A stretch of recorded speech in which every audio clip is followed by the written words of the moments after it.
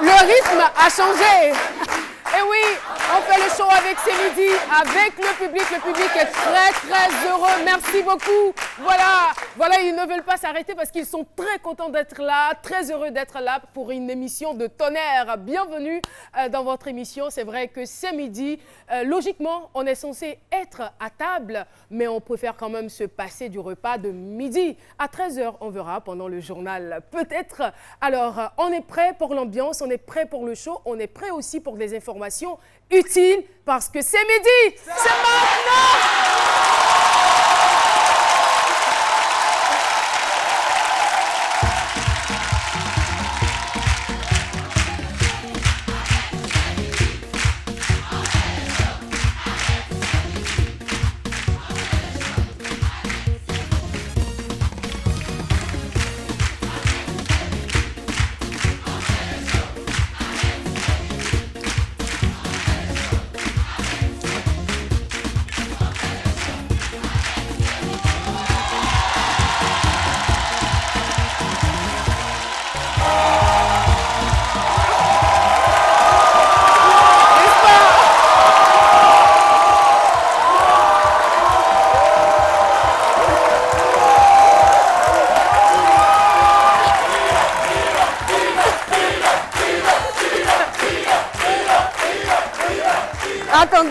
Attendez, dites-moi, qu'est-ce qu'il a fait de si extraordinaire? Qu'est-ce qu'il a fait? Il a juste levé le pied et on dit Philo. Bon, d'accord? Non.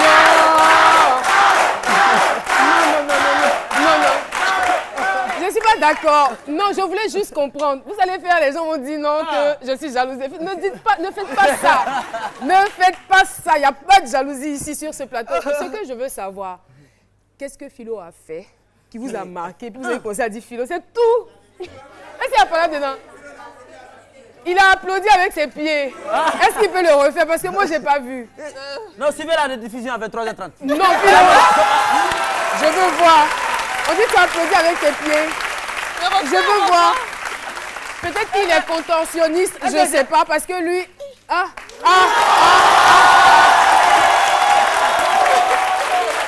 voilà. Voilà, tout est clair. Voilà, Philo applaudit avec ses pieds. Attendez, je vais essayer.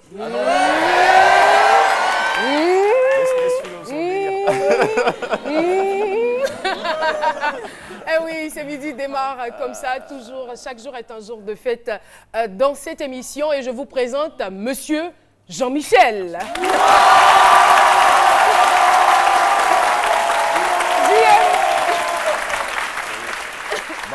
JM, en dehors des pieds, toi tu peux applaudir avec quoi? Non, je n'ai pas le même sens du délire que Philo, mais je suis tout autant. J'ai pas le même sens du délire que toi. Mais même si tu n'as pas le sens de Philo, qu'est-ce que tu peux faire que tu n'as pas l'habitude de faire? Que j'ai pas l'habitude de faire. Un truc un peu bizarre. Bizarre. Comme ça? C'est compliqué. Un truc bizarre que je peux faire. Un truc bizarre. Gifle quelqu'un dans le public. Non, c'est pas ça. Au contraire, je vais pas gifler, mais je vais plutôt. C'est pas vous qui allez m'applaudir, c'est moi qui vais vous applaudir. Voilà, comme ça.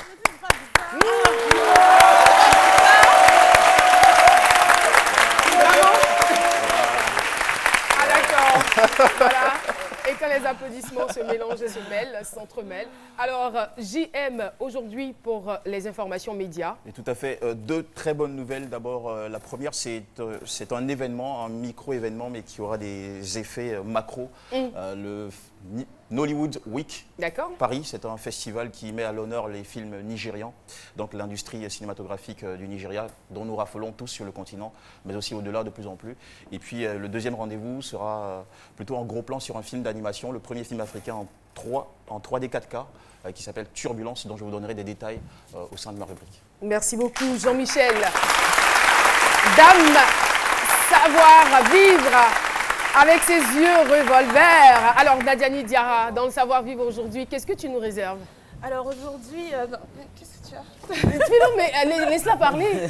Alors aujourd'hui, dans la chronique savoir-vivre, nous allons parler de quelque chose qu'on voit souvent, très très souvent. Alors le décapsulage de bouteilles avec les dents. Il y a beaucoup de gens qui ont tendance à faire ça, ils prennent la...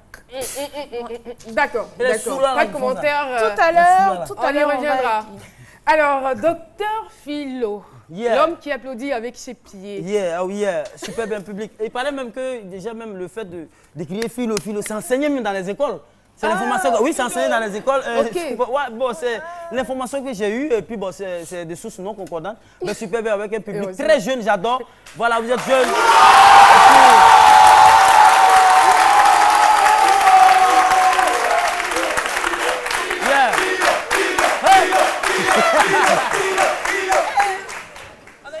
Non, c'est un bobo. C'est un bobo, en fait. Pardonnez, oui. Ouais, super bien. Et puis, ben, voilà, très heureux d'être là. Et puis, les mamans, bientôt c'est votre fête. Et puis, ben, voilà. Vous aussi, ne laissez pas les jeunes là. Quand ils vont nous quitter maintenant, là, vous avez dit que c'est combien? Non. Donc, faites du bruit aussi, ouais. Voilà, super. Merci beaucoup, merci Philo. Eh bien aujourd'hui on va parler d'infirmité, mais on va plutôt parler d'amour parce que vous savez l'amour c'est une grande vertu, c'est un grand sentiment qui est capable de faire même des miracles, qui est capable de guérir, qui est capable de faire des choses extraordinaires. Eh bien vous en saurez davantage lorsque notre invité témoin sera là. L'infirmité motrice cérébrale n'a pas eu raison de l'amour que j'ai pour mon fils. Nous sommes à quelques jours de la fête des mères et nous allons voir la démonstration de l'amour d'une maman pour son fils. Voilà. Docteur Philo a certainement préparé quelque chose pour sa chronique humoristique. On le retrouve.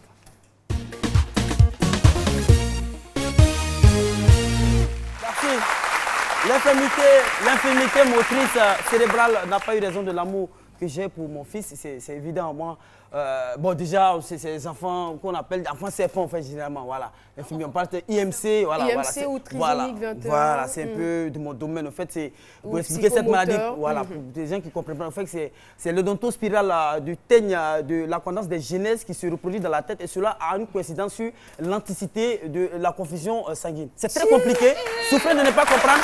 Et à partir de cela, quand on parle de IMC, un philosophe misogyne disait que pourquoi dire de la femme qu'elle est infidèle? Il ne suffit-il pas purement et simplement de dire que c'est une femme? Mais moi je dirais, moi je ne suis pas misogyne, je dirais que pourquoi dire de la mère qu'elle est amour?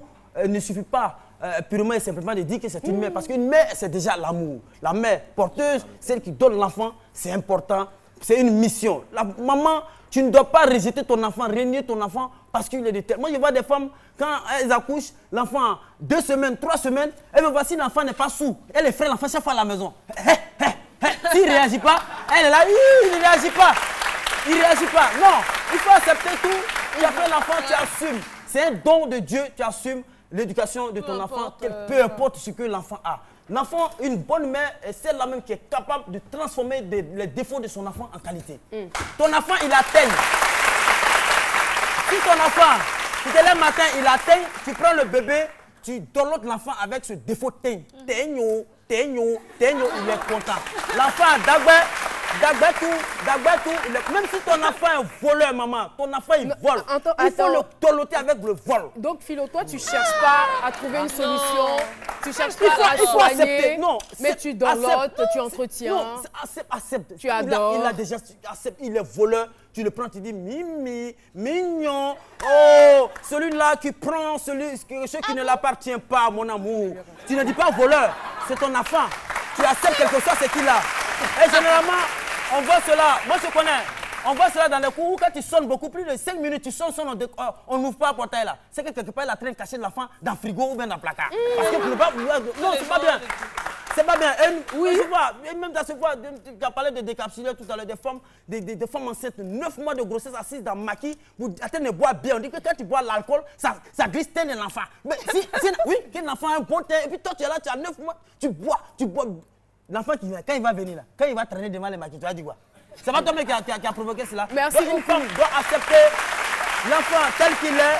Et je veux dire que l'enfant, c'est une bénédiction, c'est un don de Dieu. Et si Dieu te confie un enfant, c'est une mission. Il faut mener à bon port cet enfant. Merci infiniment, notre docteur. Et voilà, avec des thèmes très techniques, il s'est exprimé, docteur Philo. Alors, souffrez de comprendre par moments ce qu'il dit et souffrez aussi d'être perdu parfois. L'infirmité motrice cérébrale n'a pas eu raison de l'amour que j'ai pour mon fils. Je rappelle que c'est le thème retenu pour ce jour. Alors là, on va chercher maintenant à savoir si les personnes qui sont en dehors de ce studio connaissent l'infirmité motrice cérébrale. Voici le résultat. L'infirmité motrice cérébrale, bon, c'est un nouveau mot pour moi. Hein. Je n'en ai aucune idée, moi. L'infirmité motrice cérébrale, bon, je sais que c'est une pathologie, je sais que c'est une maladie, mais vous donner des détails vraiment précis, ce serait vraiment impossible. C'est les articulations liées au cerveau. Donc, en résumé, c'est comme c'est une infirmité qui est liée à une anomalie du cerveau. Quand on parle d'infirmité motrice cérébrale, c'est quelqu'un qui ne dépend plus de son cerveau. Parce qu'à travers le cerveau, on arrive à faire tout. Donc, quand il a cette infirmité-là, c'est-à-dire qu'il ne dépend plus de son cerveau. Une infirmité motrice cérébrale, c'est une infirmité du système nerveux. On part du cerveau jusqu'à la colonne vertébrale. Donc à ce niveau, on constate que ce système-là est touché. Donc il peut y avoir par exemple un accident ou un incident sur ce système-là, ce qui fait qu'il aura une déformation de ce système. Donc par exemple, on peut avoir une paralysie de la personne qui est touchée, ou bien la personne peut perdre tous les 4 membres.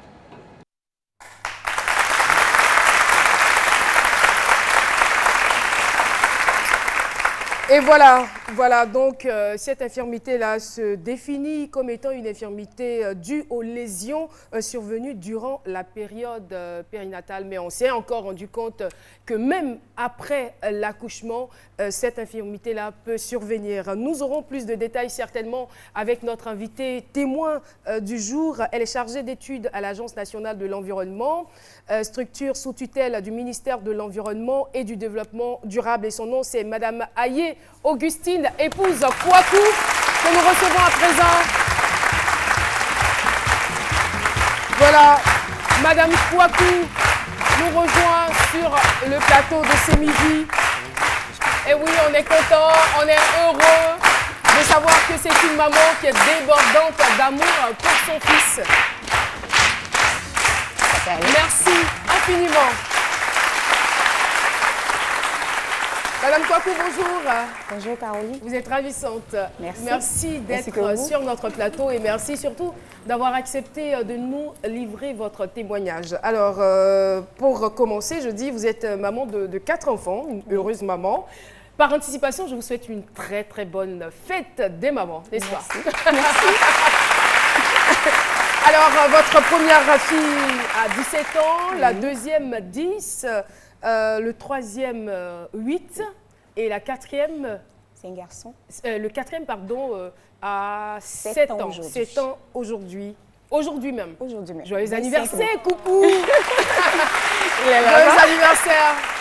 Ah, toute l'équipe de ce midi t'embrasse. Hein? Il est là en plus dans ce studio. Bisous, bisous. Alors, de façon exceptionnelle, on va le voir. C'est son anniversaire, n'est-ce pas? N'est-ce pas? C'était pas prévu. Il est tout mignon.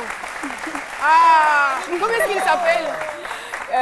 Bienvenue, j'ai fini. Ah, bienvenue. Il faut que tu souris un peu, s'il te plaît. Souris. Les dents sont tirées. Non, les dents sont tirées, donc... Joyeux anniversaire. Le public va te souhaiter joyeux anniversaire. Voilà, de façon très exceptionnelle. Voilà. Alors, on te souhaite de bien travailler à l'école et d'être demain. Qu'est-ce que tu veux faire plus tard? C'est pas sûr qu'ils te répondent. Qu'est-ce que tu veux faire? Il est intimidé. Pardon? Tu veux faire quoi? Tu veux jouer ballon. Tu veux faire quoi? Tu veux être médecin? Pardon?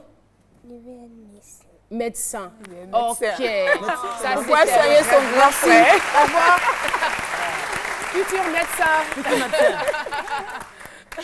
Alors, comme je le disais, voilà, lui, il a 7 ans, c'est le dernier, c'est son anniversaire aujourd'hui. Mais celui qui le précède, c'est-à-dire son grand frère, malheureusement, est souffrant. Il a une pathologie, donc il souffre d'une infirmité motrice cérébrale. On va aller à la genèse, à savoir comment ça s'est passé déjà à la grossesse, parce que vous aviez eu déjà plusieurs maternités.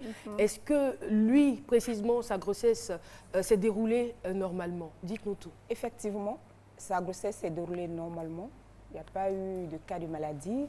J'ai même travaillé je l'ai eu le 20 septembre. J'ai pris mon congé de maternité le 3 septembre pour dire que je n'ai pas eu de problème particulier. Vous vous sentiez bien? Je me sentais bien. J'étais au bureau.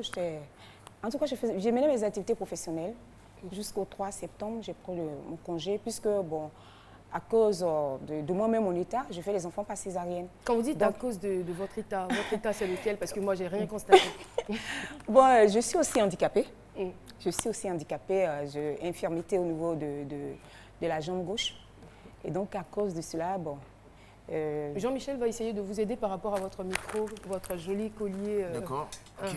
Voilà. Mais est-ce que l'infirmité fait de vous une handicapée? Non, parce qu'elle travaille. Non, je mène ma vie aisément. Donc, vous n'êtes pas handicapée? J'ai pu aller, oui, j'ai pu faire les études malgré cette déficience physique. Voilà, et puis, malgré ce... Elle a trouvé le thème adéquat. Malgré cette déficience physique, je suis aussi mère, je suis aussi épouse, je suis aussi amie, je suis aussi enfant des gens. Donc vous êtes une femme comblée? Comblée. Ah, franchement. Alors, dites-nous, donc vous nous avez expliqué que la grossesse s'est déroulée normalement. Normalement. Alors, et l'accouchement? L'accouchement aussi s'est déroulé normalement. Ça a été une césarienne, l'enfant était extrait aussi facilement que possible. Il n'y a pas eu de problème. Vous voyez là sa photo, bon, sincèrement, il était très beau. Il faut le dire. Je suis sûre qu'il est toujours. Oui, enfin. Bon. Il est toujours beau. Ouais, il est très beau. Il est né pratiquement à 4 kilos, plus de 52 cm. Donc, il était vraiment assez gaillard. Et c'est ce qui frappait les uns les autres. Lorsque tu sors avec lui, les gens s'arrêtent. Madame, votre enfant est très beau. Est-ce que vous êtes sûre que c'est votre enfant? Je dis, c'est mon fils. Et j'étais fière de l'avoir. Et je suis toujours fière de l'avoir. Voilà. Parce que... Mais justement... Est-ce que vous avez constaté des anomalies dès les premiers mois de l'accouchement? Non. Les premiers mois de l'accouchement, pas d'anomalie, jusqu'à ce que l'enfant ait peut-être à partir de 4 mois. C'est à partir de 4 mois. La photo que vous avez, il avait 2 mois et demi. D'accord. Il avait 2 mois et demi là. C'est à partir de 4 mois, j'avais constaté qu'il perdait certains acquis. Avant, lorsqu'on lui portait la couche, quand on le retournait, il avait cette facilité de retirer son bras et de pouvoir même se tenir sur les mains. Mais j'avais constaté que le bras s'étirait difficilement. Et lorsque j'en parlais autour de moi, personne n'y croyait. Les gens disaient plutôt que, comme tu es handicapé, tu fais une fixation sur l'enfant, tu as cette crainte, tu as cette obsession. Je dis non, je sens qu'il y a quelque chose qui ne va pas chez l'enfant. Et même mon époux, personne autour de moi, mes parents, personne ne vous croyait. Personne, même les médecins. Lorsque je le prenais, j'arrivais, oh, maman, l'enfant est trop beau, ton fils. J'ai dit non, les enfants, c'est vrai que vous avez d'autres maternités, mais les enfants n'ont pas tous le même rythme de développement, d'évolution. Donc, sans doute que lui, il y a un retard, mais qui n'est pas forcément un retard dû à un handicap ou à une infirmité, une maladie quelconque. À quel moment intervient donc la confirmation de cette anomalie? Il a fallu, puisque bon, moi, je n'étais pas tranquille. Donc, j'en parlais jusqu'à ce que je tombe sur une amie qui faisait la pharmacie, qui m'a conseillé. Je suis allée rencontrer une pédiatre. C'est elle qui m'a demandé, qui m'a conduit. Elle a écrit sur la fiche, elle a mis retard psychomoteur. En ce moment, il avait combien de mois? Et il devait avoir autour de 6 mois. 6 mois. Psychomoteur. Et donc, elle m'a demandé d'aller au centre de guidance infantile d'Adjamé. Et lorsque je suis allée là-bas, je montre le papier. On dit non, l'enfant... Bon, notre calendrier est déjà bouclé, donc vous allez revenir avec l'enfant dans 6 mois, pratiquement. On était parti pratiquement 6 mois, vous allez revenir. Mais ce que j'avais trouvé là disait non, l'enfant est autiste. J'ai dit non, mon fils n'est pas autiste. Il connaît son nom. Quand on l'appelle par son nom, il répond, il communique. Et pour ce que je sais de l'autisme... Quand vous dites il communique, vous le jugez par quoi? Par ses réactions? Par ses réactions. Quand tu joues la comédie, il réagit. Quand il est fâché, tu sais qu'il n'est pas content, tu le sais, il connaît son père. Et même, ne serait-ce fait, il peut être dans la maison et puis quelqu'un peut être au salon, tu parles, il sait que c'est toi. Donc, pour moi, ce n'était pas de l'autisme. Mais je cherchais. Mais après, je veux dire que certainement que vous avez vu plusieurs professionnels, plusieurs médecins. Et ça a été quoi le diagnostic? Ça a été quoi le verdict? C'était difficile. Le verdict n'est pas venu facilement. Le verdict n'est pas venu facilement. On avait même aussi pensé que c'était une hydrocéphalie parce que j'avais fait un scanner, non pas de scanner, j'avais fait une échographie frontale, ce qui avait été prescrit par le médecin. Ils avaient soupçonné une hydrocéphalie. Mais vous voyez, sa tête est petite. Et donc, j'ai fait un scanner qui a révélé que ce n'était pas de l'hydrocéphalie. Mais le constat était là. L'enfant, le cou ne tenait toujours pas. Jusqu'à 8 mois, le cou ne tient pas. Il ne peut pas s'asseoir. On est toujours obligé d'attraper le cou. Le cou ne tenait pas. C'est là qu'ils avaient demandé des examens complémentaires. Électroencéphalogramme. Et voilà, ils ont tracé son sommeil. Et le médecin m'a expliqué que quand on prend le tracé du sommeil, il y a des troubles. Donc c'est qu'il y a quelque chose qui ne va pas. Et puis l'échographie avait révélé aussi une hyperactivité. Je vous prononce les mots tels qu'ils me l'ont dit. Parce que comme je sais lire, Dieu m'a fait cette grâce, je suis allée à l'école, malgré que je suis handicapée. Donc je prenais le bulletin lorsqu'on me remettait les résultats. Je lisais. Moi, je disiez que vous êtes handicapée. Parce que vous ne l'êtes pas du tout. Voilà. Non, vous ne l'êtes pas. D'accord, je ne le suis pas. Vous ne l'avez jamais été d'ailleurs. Je suis d'accord avec vous. Oui. Donc, je lisais, on dit, une hyperactivité de certains neurones au niveau de la tête. Et donc, quand c'est comme ça, moi, je pose beaucoup de questions. Pourquoi? C'est dû à quoi? Mais comment? Quelles sont les chances que mon enfant marche un jour, qu'il s'asseye un jour? Je pose beaucoup de questions. Je suis quelqu'un de nature, je suis très curieuse. Donc, je posais beaucoup de questions. Mais malheureusement, ce n'était pas des réponses satisfaisantes. On me reposait aussi la question, est-ce que l'enfant n'est pas tombé? Comment s'est passé l'accouchement? J'avais toujours le carnet avec moi.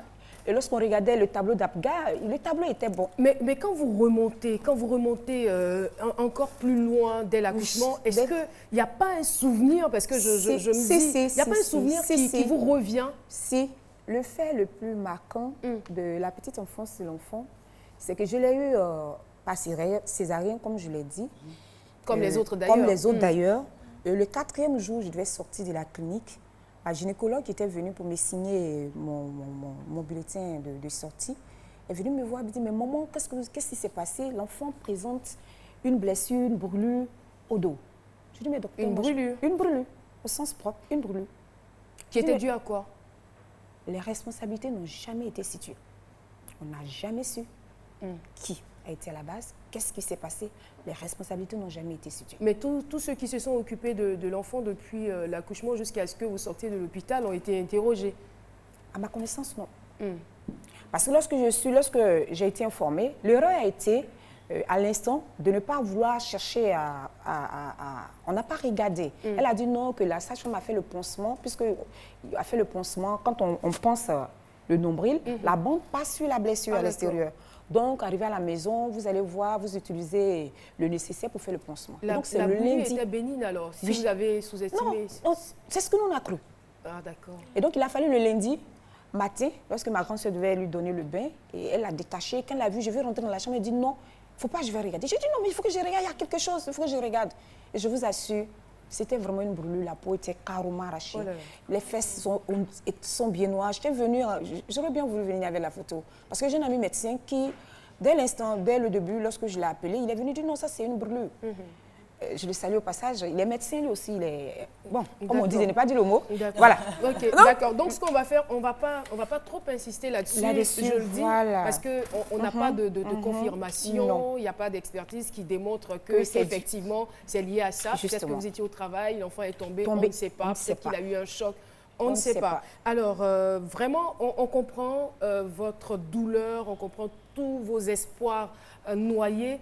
Mais l'enfant a grandi, l'enfant a eu 4 ans, 5 ans, il a l'âge d'aller à l'école, il ne va pas à l'école, il reste tout le temps couché. Alors, nous, on souhaiterait savoir où est-ce que vous avez retenu, où est-ce que vous avez puisé cette force qui vous permet de parler de votre enfant avec tant de passion, avec ce sourire aux lèvres. C'est quoi? Je l'aime beaucoup.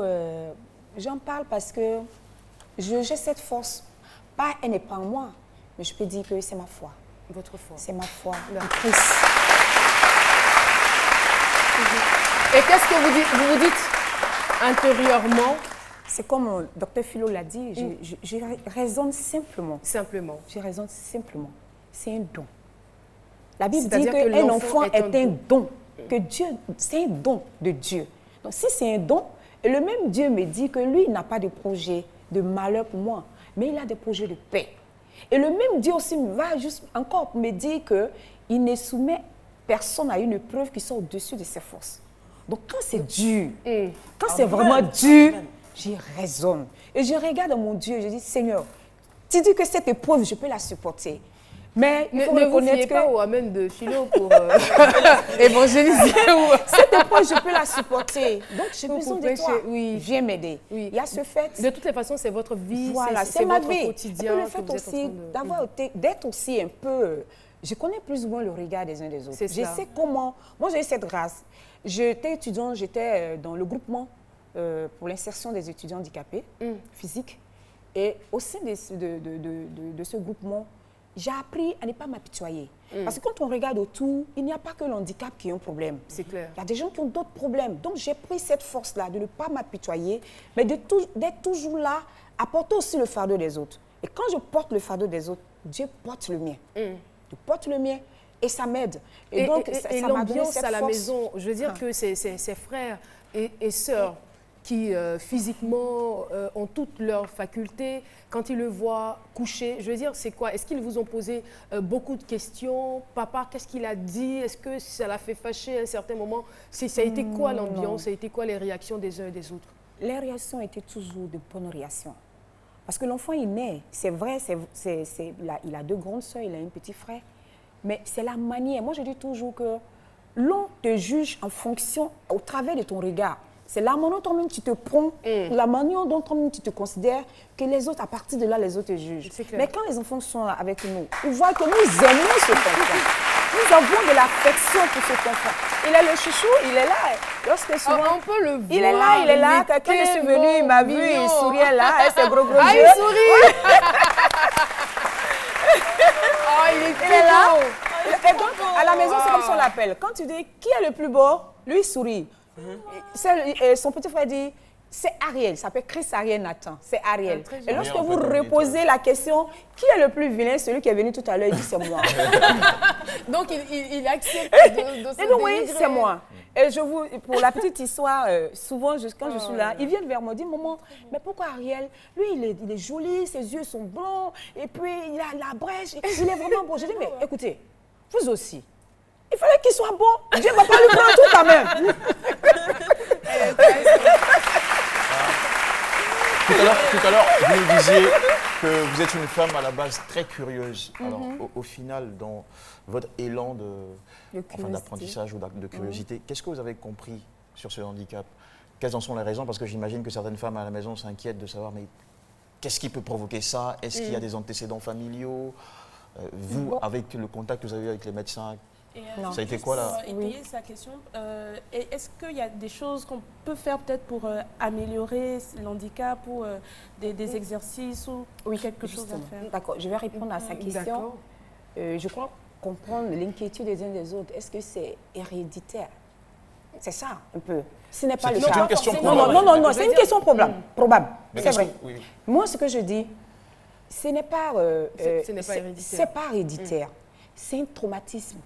C'est un traumatisme. Ce que je peux donner comme conseil à mes soeurs, c'est d'être beaucoup plus attentif à nos enfants. Même si nous avons des employés de maison, même si nous avons des gens, il faut pouvoir être regardant. Et pendant la grossesse, de se donner toutes les chances, de ne pas vivre ce que moi je vis, de se donner toutes les chances. Aller régulièrement à l'hôpital, consulter régulièrement les médecins. Et puis dans tout ça aussi, il y a la grâce de Dieu. Souvent, c'est une grâce. Ceux qui jouissent de toutes les facultés, c'est une grâce. C'est une grâce. Et quand ça arrive, il faut se tourner, il faut se dire, ne pose pas, le professeur qui était là, un pédiatre m'a dit, ne cherche pas le pourquoi, ne cherche pas le comment. Plus tu cherches le pourquoi, plus tu cherches le comment, tu t'éloignes de là où tu peux avoir la réponse. Fais avec ce qui est là, et nous l'aimons. Et elle a posé sa question, c'est la rééducation. C'est la rééducation, parce qu'il a une certaine horreur. Quand vous lui tendez un objet, qu'il est intéressé, il veut prendre l'objet, en temps normal, on ouvre la paume. Lui, au contraire, la paume se sert davantage. La paume se sert davantage. Quand il est content, d'après sa grande sœur, quand il est content, pour lui porter habit, tu as problème. Quand il est fâché, tu veux porter habit, tu as problème. Parce que quand il est content, il est plus dur. Et quand tu soulèves la main, surtout quand il n'aime pas l'habit, quand c'est pas joli, quand tu envoies, il fait comme ça. Tu ne vas pas pouvoir. Et vous m'expliquez aussi que vous aviez fait une année un accident.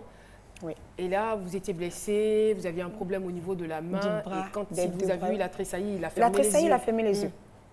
Je revenais d'une mission et j'ai eu un accident mortel. Le collègue avec lequel j'étais même est décédé sur le champ. Nous sommes désolés. Oui, et moi, je peux dire, quand j'ai ouvert les yeux, parce que c'est quand les sapeurs-pompiers étaient là, dans la voiture même, que je suis revenue plus ou moins moi, je me suis dit, si je suis revenue, c'est à cause de cet enfant. Parce que Dieu sait qu'il a besoin de moi. Vous l'aimez vraiment? Quand je suis venue à l'Amérique, c'est vrai que vous avez l'amour, vous avez parlé de l'amour familial autour de l'enfant, tout ça. Je veux savoir, l'entourage, vous vivez, ça se passe comment, les regards des uns, comment vous arrivez à vous surpasser de ces regards-là? Parce que je suis sûr qu'il y a des moments qui sont dans cette situation, elles baissent les bras par moment. Il ne faut pas chercher à cacher, il faut assumer. Quand on assume tôt, les autres acceptent. Il faut assumer. Et quand on assume... Et c'est même pas le genre d'enfant qu'on cache. Moi, je n'en fais que le regarder depuis. Il a un joli sourire. Il est tellement mignon. Nous sommes dans un appartement et à l'immeuble, tout le temps, j'ai dit à son père, j'ai dit, bon, écoutez, il faut qu'on rassemble de l'argent pour aller payer la dot parce que apparemment ton fils, il est devenu il coûtait toutes les femmes mariées de l'immeuble alors. Il est le chouchou de mes voisines. Et ce sont elles qui m'aident. Puisque moi, je travaille, je l'abandonne, mais chaque fois que je dois partir quelque part, je dis à celle qui est en face, celle qui... En tout cas, sincèrement, mon fils est là. C'est-à-dire que vous n'avez même pas besoin de beaucoup de mots pour exprimer votre amour pour lui. Ça se voit, ça se lit sur votre visage. Et son père l'aime tellement. Son père l'aime tellement. Il attend son père chaque soir avec impatience. J'espère que vous ne concentrez pas tout l'amour sur lui au détriment de ses frères. Attention, hein, parce que là, non, on a commencé à rééquilibrer les choses. À un moment, on s'était un temps soit peu perdu.